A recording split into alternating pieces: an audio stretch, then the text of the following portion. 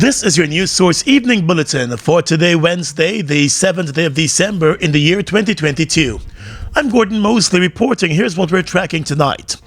An assistant registration officer at the Guyana Elections Commission testified before the Elections Commission of Inquiry today that while at first in the command center the electoral clerks were calling out the number of votes cast in favor of the parties from the statements of polls, they were instructed to start using a spreadsheet that was provided to them.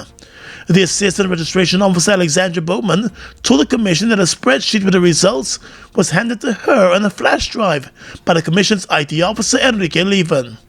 When it was my turn to call, I was instructed that we won't be calling from the SOPs anymore, we'll be calling from a spreadsheet. The official also testified that she could not recall who handed down the instructions for the use of the spreadsheet as against the use of the statements of poll. She said she agreed to follow the instruction, but recommended that projectors be used to complement the process. Well, they told us that we needed to call from the spreadsheet and they wanted to make it transparent. So I recommended that we use a projector to get the numbers up on the wall so that the parties can follow along. Bowman told the Commission that when she started to call out the numbers from the spreadsheet, the main opposition at the time, the PP Civic, started to object to some of the numbers being called, claiming that they did not correspond with the statements of poll that the party agents had in their possession. The GCOM officer said despite the objections, she was instructed by the Deputy Returning Officer to continue the process. The Assistant Registration Officer testified that an argument eventually erupted between agents from the APNU AFC and the PP Civic, and it was during that uproar that she was hit. She was pregnant at the time. After the uproar in the tabulation room, I told them that I'm not feeling well because somebody pushed the table and hit my belt. So somebody, I can't say who, but somebody went upstairs and they got the DCO and she came down and she asked me if I was okay. And I told her, no. Bowman testified that the chairman of GCOM and the then Deputy Chief Election Officer inquired about her well-being, and as she complained about being ill, she was allowed to be relieved of her duties. Meanwhile, the Deputy Returning Officer, Michelle Miller, during her appearance before the Commission of Inquiry today, invoked her right to remain silent. She's among GCOM staffers still facing charges in the courts related to the same elections. More news coming up in just a moment. Something big is here. GTT presents the moment you've all been waiting for. 'Tis the season to drive with GTT. Get your chance to be one of 4 lucky winners of a Toyota Raise, plus weekly giveaways and more. Simply activate a prepaid plan, sign up for fiber and voice plan, pay any 2 bills with MMG, or join the GTT family, and vroom! It could be you. 4 Toyota Raises, 4 winners. Drive with GTT.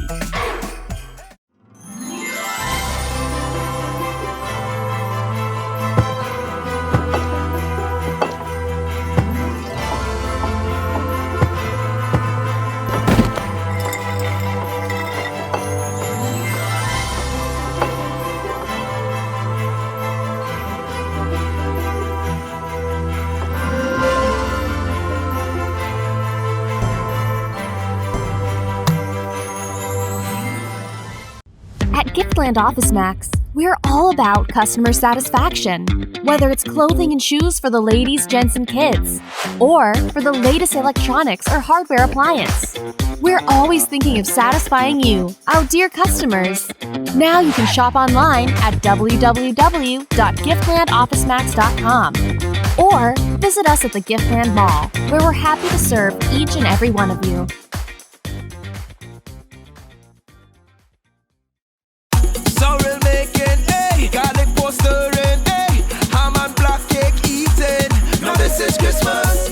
Season to get what you've always wanted with a little help from Republic Bank. Same-day approvals apply online. It's time to make it happen for yourself and your family. Get cash back for the best Christmas ever. So we'll make it, garlic poster and ham and block cake eating. Now this is Christmas. Republic Bank, we're the one for you. Mobil 1 is more than oil. It's many oils. It transforms at the molecular level. When cold, it's thicker than honey. When hot, it's thinner than water. Mobil 1 adapts and readapts to last longer. 16,000 kilometers between oil changes. That's your engine evolved. Sol Guyana is the authorized distributor of Mobil lubricants. Get in the game with Buster. Win a full gaming setup, Xbox X, gaming chair, gaming speaker and headset, or any of over 60 weekly prizes like Oculus Quest 2, Mini 2 drone, Nintendo Switch, and many more top gaming prizes. Check below for details.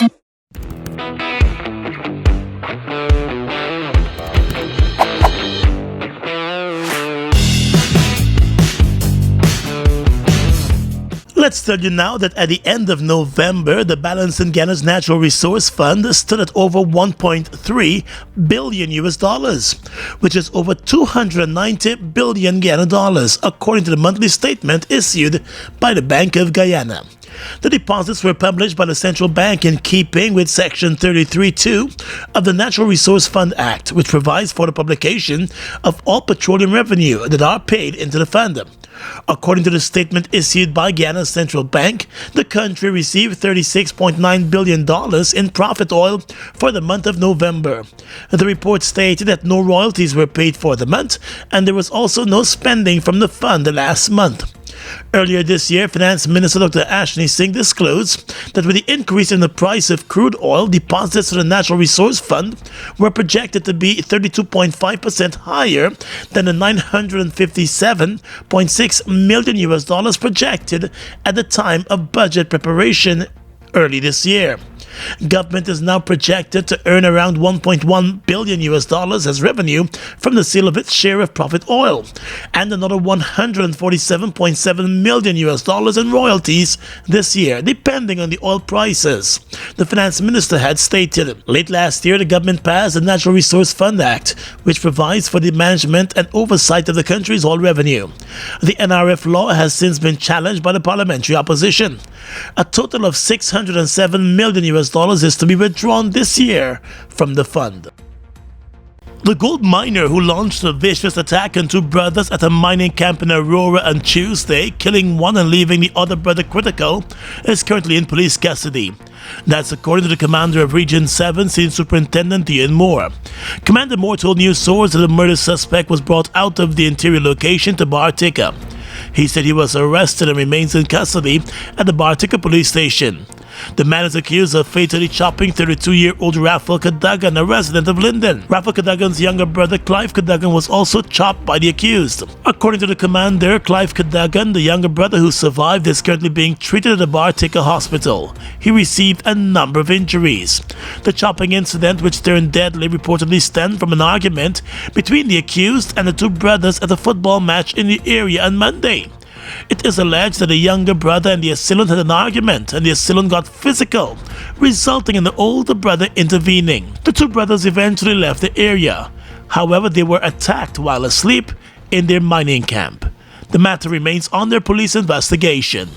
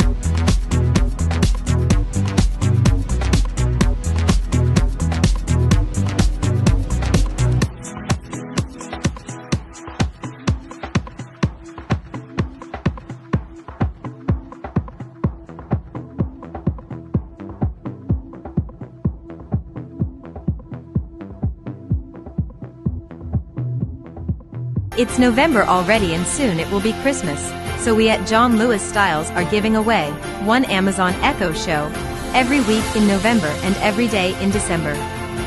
Stream music and videos, make video calls and control smart devices, alarms, reminders and lots more. Every $5,000 spent gives you a chance to win when you shop for clothing, footwear, watches, fragrances, handbags, luggage and accessories. So visit us on Waterloo Street. John Lewis Styles, simply different. Did you know that the government has funded the 2022 budget through oil revenues? Yes. Money earned from oil production offshore is being used to support projects in Guyana, including social programs like the increase of public assistance and old age pension, as well as cash grants to support the vulnerable members of society. GBTI Quick Cash Christmas is back, just the way you like it. Get up to $500,000 easy for anything you want this Christmas. We ain't waiting on Santa. We buy and we own this Christmas. Apply at your nearest branch or online at www.gbtibank.com from October 15th to December 31st. GBTI, we see Christmas through your eyes. Terms and conditions apply. A very Merry Guyanese Christmas. CARICOM leaders continue to stand in solidarity with Cuba and have condemned the economic embargo which remains imposed on the Spanish-speaking island by the U.S. The 8th CARICOM Cuba summit took place in Barbados yesterday. President of Suriname and Chairman of CARICOM, Chandrika Santoki, said the unjust and unilateral imposition of the financial, commercial, and economic embargo on Cuba is a prime example of the violation of fundamental rights and principles outlined in the UN Charter to guard against interference, in this case by significant global powers. The Caribbean community condemns unreservedly the continuation of the economic, trade, and financial embargo imposed on Cuba by the United States and is steadfast and unrelenting in our cause for its immediate cessation. I would like to recall the statement of CARICOM during the Summit of the Americas earlier this year in the exclusion of countries to the summit.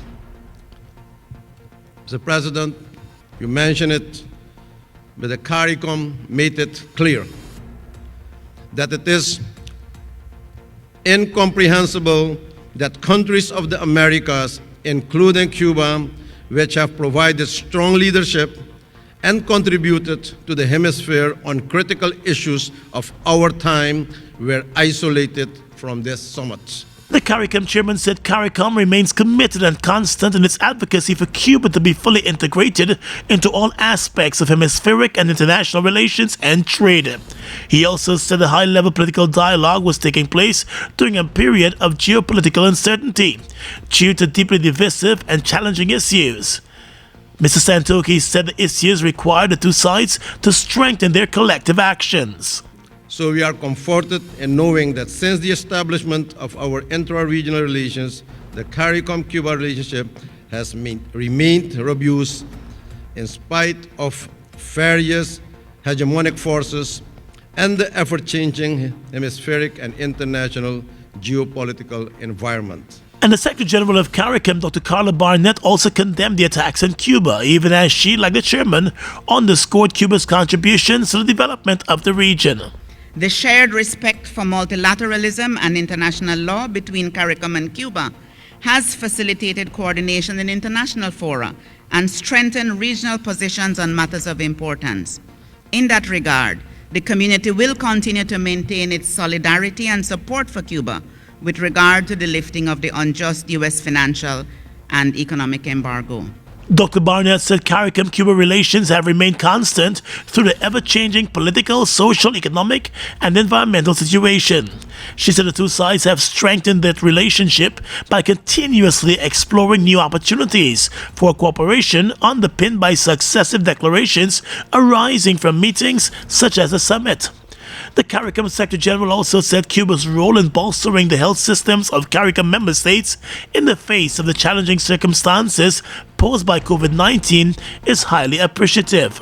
Cuba has supported the region in building its capacity in the areas of public health, infrastructure development, agriculture, and disaster management, in addition to socio-cultural fields of import. Cuba's President Miguel Diaz-Canel expressed deep appreciation to CARICOM for demonstrating the political will to register its disapproval of the embargo which remains on his country.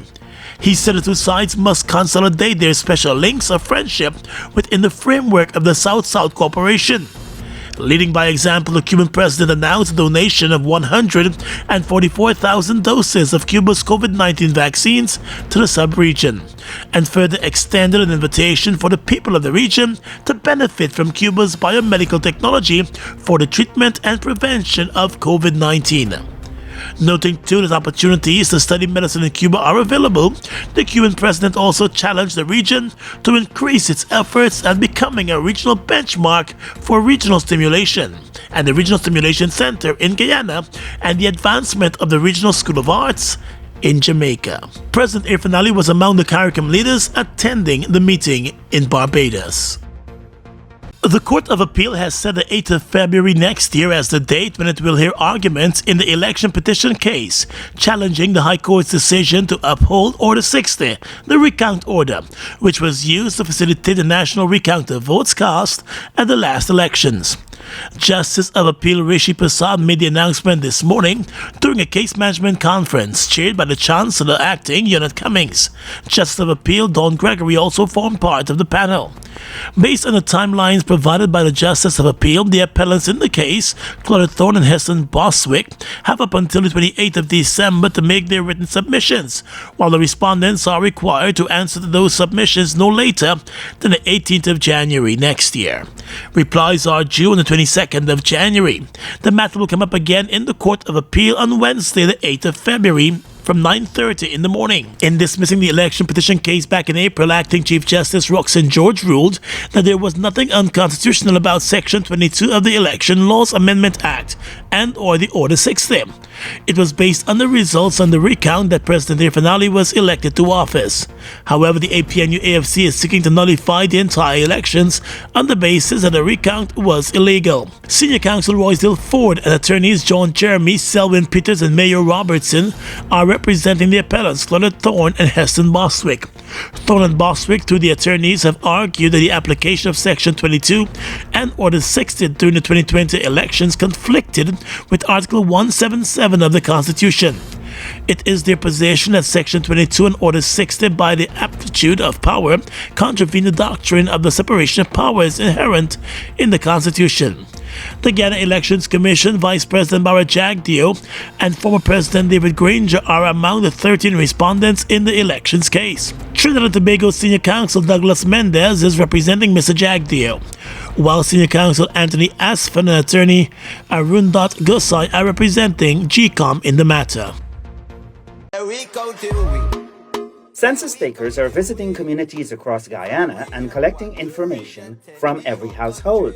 This information will help the government to plan better for our country's development. All the information shared will be treated as strictly confidential, and everyone is asked to participate.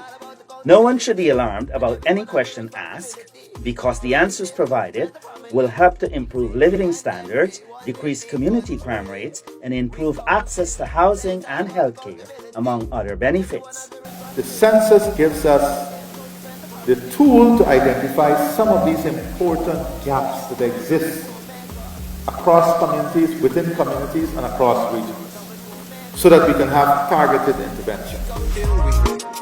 Yeah, we counting way from region 1 to region 10, the whole country. Yeah, we counting way. Food Max Supermarket, located on the ground floor of the Giftland Mall, is your one-stop shop for all your grocery needs. We stock a variety of imported frozen meat and food products, fresh produce, and pet supplies, freshly made bread. Rotisserie chicken and patties are also available daily. Shop in comfort today at Food Max and let our courteous staff assist you in satisfying your shopping needs. Food Max, the fresh food specialist. It's one of your biggest goals, getting your own home, where memories are made, where happiness lives. You may feel that home ownership or renovation is beyond your reach, but we at Republic want you to know that there's always a way. Ask us about our suite of mortgages. Let's help make your housing wishes come true. Or advise on how the equity in your existing home can finance other dreams and goals. Call or go online to learn more. Get in the game with Buster. Win a full gaming setup, Xbox X, gaming chair, gaming speaker and headset, or any of over 60 weekly prizes like Oculus Quest 2, Mini 2 drone, Nintendo Switch, and many more top gaming prizes. Check below for details. Fuel it up and drive, Super 95. Tune up, fuel it up and drive, Super 95. Tune up, protect your fuel system, boy.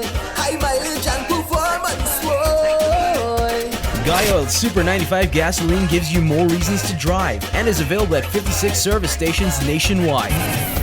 For affordable price, high performance, and high mileage, choose Guy Super 95 gasoline. Fuel it up and drive.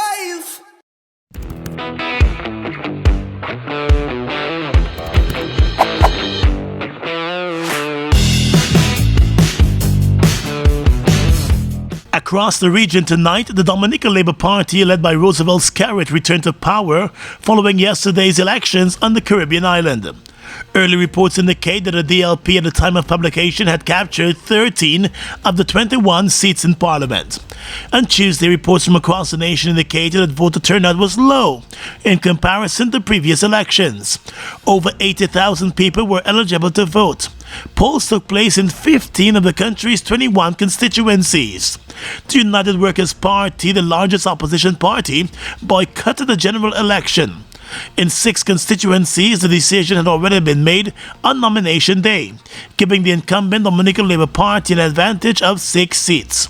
Information indicates that the electorate may have been paralyzed due to controversy surrounding the island's decision to hold early elections. There were 16 independent candidates and 6 Team Unity Dominica candidates. The Prime Minister is authorized by the Constitution to call for elections at any time. At the time of the announcement, however, the UWP, the opposition party, lacked a leader due to Lennox Linton's resignation. That issue and the absence of electoral reform have been the main sticking points for the opposition in Dominica.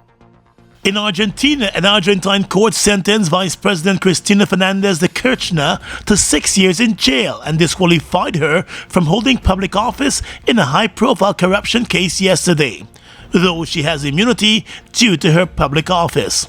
The powerful vice president will not face immediate prison time and is also expected to appeal the sentence, with the case likely to spend years winding through higher courts. Fernandez de Kirchner served as president for 2 terms in Argentina between 2007 and 2015 and commands rock-star crowds of supporters. She faced charges of alleged corruption in the awarding of public works during her presidency. She has denied the allegations and called the court a firing squad. In a live-stream sentencing, the judges from the courts in Buenos Aires found Fernandez de Kirchner guilty as the criminally responsible author of the crime of fraudulent administration to the detriment of the public administration. The court acquitted her on another count of illicit association. Prosecutors had alleged that public work contracts were handed to construction magnate and ally Lazaro Baez, who channeled money back to Fernandez de Kirchner and her late husband, also former president. Defenders of the current vice president maintained that she was a victim of judicial persecution. And finally tonight, international news. Peru's President Pedro Castillo has been seen on police premises after being impeached, just hours after he tried to dissolve Congress. In a fast-moving fight over who controls the country, Mr. Castillo said he was replacing Congress with an exceptional emergency government. But the lawmakers ignored the announcement, and in an emergency meeting they impeached the president. He was then seen on police premises, but it is unknown if he was arrested. In the photos, which were shared by the police on Twitter but subsequently deleted, he could be seen sitting, seemingly relaxed and chatting to those present. The police have not clarified why the photos were later erased or whether Mr. Castillo is free to leave. The dramatic chain of events began with the president giving an address to the nation, in which he declared a state of emergency. He announced that he would dissolve the opposition-controlled Congress, a move which was met with shock both in Peru and abroad. Several ministers resigned in protest. The head of the Constitutional Court accused the president of launching a coup. And that's your News Source Evening Bulletin for tonight. I'm Gordon Mosley reporting and encouraging you to stay safe.